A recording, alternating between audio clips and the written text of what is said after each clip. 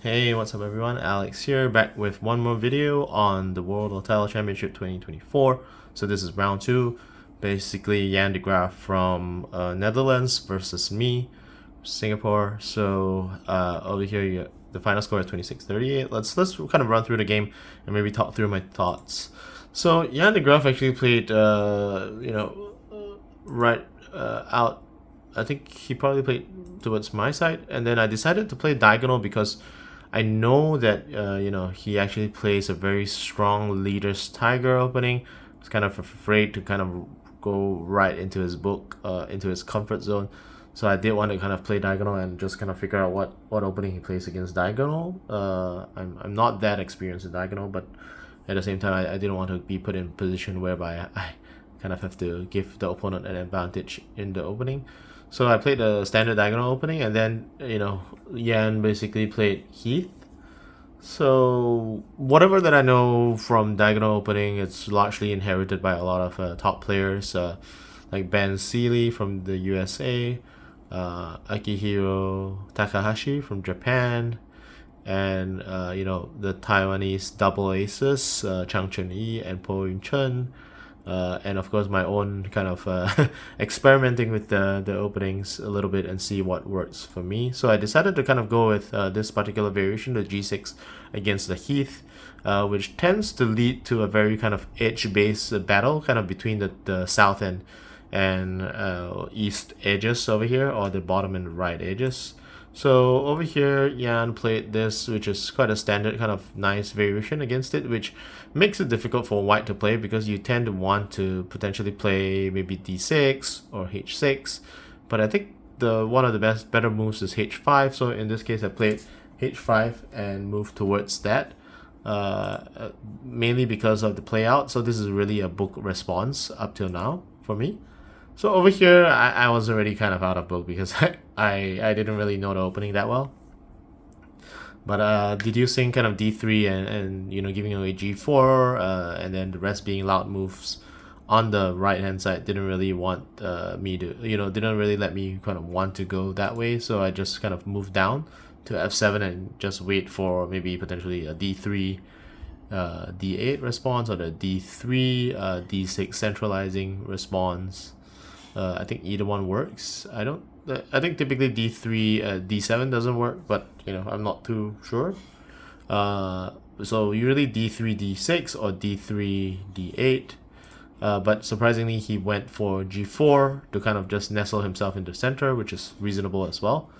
Over here I decided to play this one because I didn't have access. Basically in this pattern you probably want to play h3, but the cost of finding access to h3 seems to me was a bit too much, and if I played d3, I would give away f3, an easy move away. So I thought that maybe I'll just take g3 and see how he responds. If he plays d3, I could get f3 consecutively.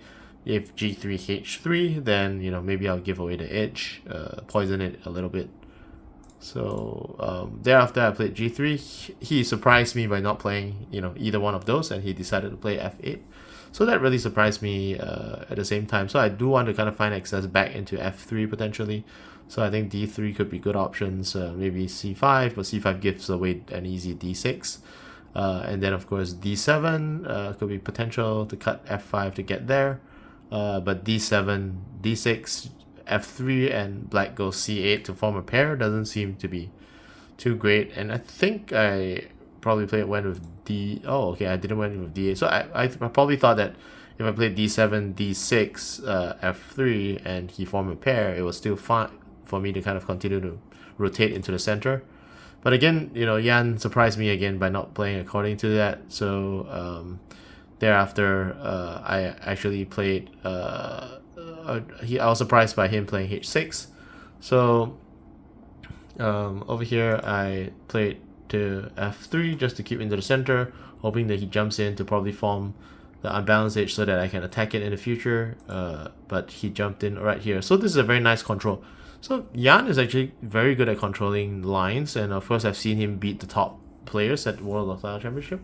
So it was pretty scary to kind of see this pattern play out, because h4 towards d8 is fully controlled by him, and he also has a control for e3 through to e7. So that puts me in a spot in a sense. So I did have to kind of play a move to kind of find the excess down to e8 potentially, or to just kind of save moves and just do like a crisscross cut across to d3.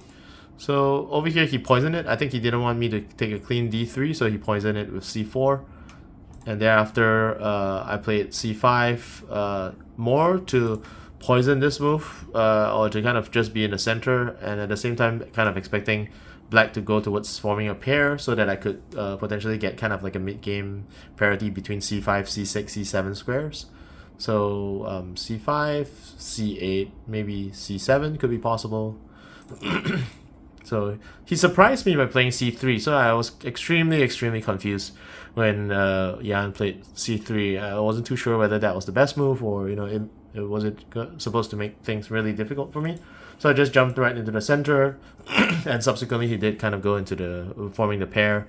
I think after this was played out, it seemed better for me because it was a more natural kind of mid-game play out for me. So I played c7, and then thereafter, when Jan regrouped to c6 over here, I did feel that maybe I have a slight edge, and then if I just kind of grab the edge, I do have sufficient moves to kind of close it out pretty quickly on the right hand side. So I did feel comfortable after this sequence was played out. Before that, not so much. Excuse me. So after that, I grabbed the edge, and then Jan again surprised me by playing f1, and then I thought I'll just nestle in the middle, just maintain the moves and play out the moves. I didn't really feel that it was too dangerous at that point in time, so I think that actually seems good for me now. So now I think I have the kind of move advantage, so I decided to kind of just quickly wrap it up by playing into g7. So the early x square is really just to kind of commit the shape on the right so that it's a fixed shape, and then thereafter I can kind of play to the top left and left side tempo to my advantage. So when black played into a4, thereafter I played after that I was contemplating between kind of playing c2 or b3 or b6 sides. So in the end I did choose to kind of play b6 because I felt that I wanted to kind of force Jan to play within this region to h3 and h4. So I wanted to play b6 and then anticipate a5 and then go for a7. So I formed this kind of momentary horizontal control on the 6th row, and then that kind of forces Jan to probably go towards creating excess. But I'm surprised that he didn't go for creating the excess. So in the end, when he played this, I just comfortably kind of fed the sides, knowing that I probably would have sufficient tempo to close out the game.